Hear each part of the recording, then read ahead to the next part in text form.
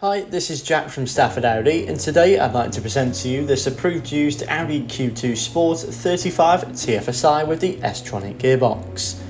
This particular example is finished as well in the optional Mythos black metallic paintwork, which does really give it that standout appearance, and it does come with a minimum of 12 months warranty and a minimum of 12 months roadside assistance.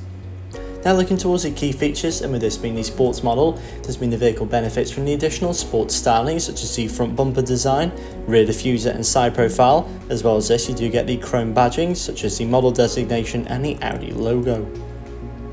Moving to the front now, we find these fantastic LED headlights which are perfect for visibility in every weather condition. Moving downwards now, we find these exceptional 17-inch 5 double spoke design alloy wheels finished in the brushed aluminium, and they do really complement the rest of those aluminium trims around the vehicle.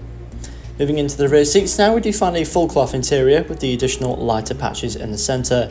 As well as this, there are Isofix points which are neatly located across the back row, which makes this vehicle perfect for family usage. As well as this, you can easily accommodate 3 occupants in the rear with ease.